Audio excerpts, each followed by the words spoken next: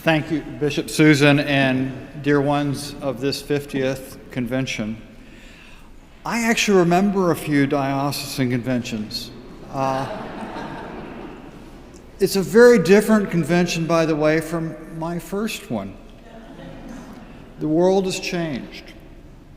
We were a different place those years ago. As I imagine, if somebody were to be cast back into the early 70s, they would say it was very different when I came here in 2005.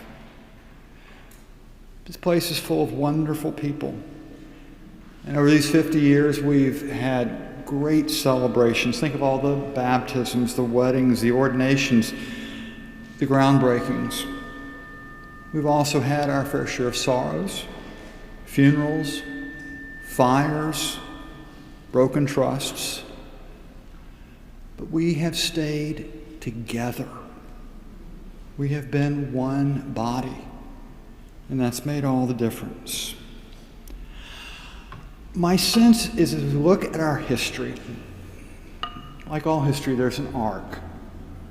And the arc of our history, even though it's not long, 50 years is not long. If you think of the Church of England, you think of the Church in the United States, or the Episcopal Church in all of its provinces, including in other countries. But the arc of this diocese has its own unique quality.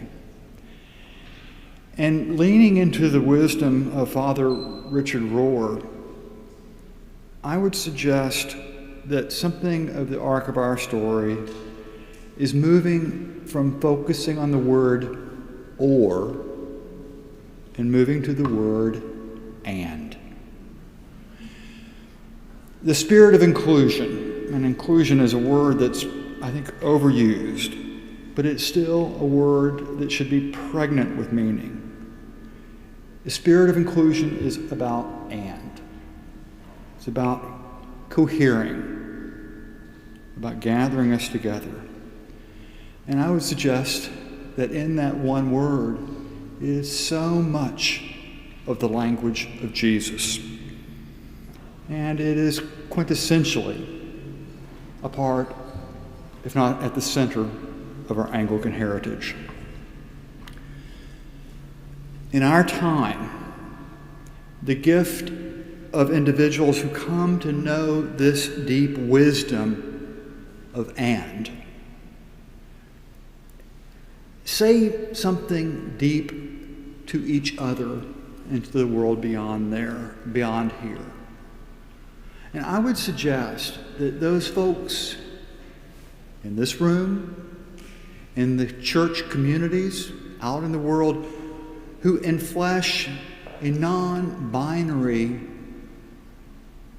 existence, teach us who are cisgender something deep about living and that we need to pay attention to. We can live without labels or allow people to name themselves. We can live into a place of and that says no to division, no to schism, no to violence. And so today,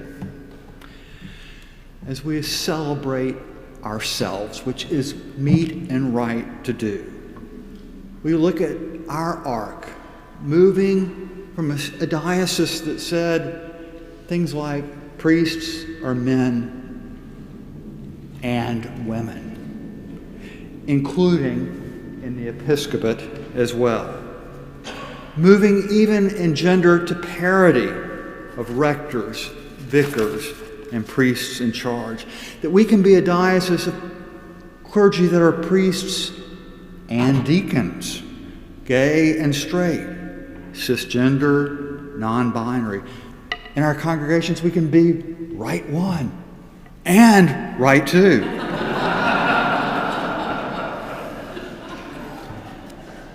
And where else might the Spirit move us? That's the story for us to write. That's our narrative to lean into. Where will we go? Where will the Spirit lead us? May I simply wonder if focusing on and rather than or is somewhat where the charism of Christ might exist within us. God is always up to something special. And in this place, God has been at work for 50 years, and we're just getting started. So I give thanks today. I give thanks for the gift you gave me almost 20 years ago to come and be amongst you. What a change in my life that has meant. What a blessing it has been. I give thanks for your innumerable gifts, for your creativity. I give thanks for our bishop and her vision. I would just suggest that you're telling the story about going to Tijuana and accidental courage. No, the courage is going. It is to lead out. And that's where accidents, glorious accidents happen. So it said something about courageous love, I think. And so blessings upon you. You are beloved by God, and God has got special things in store for us. And it is a privilege to come back into this community and find different and wonderful ways to serve and walk with you. And now, enough words, a bit of silence, and then prayer.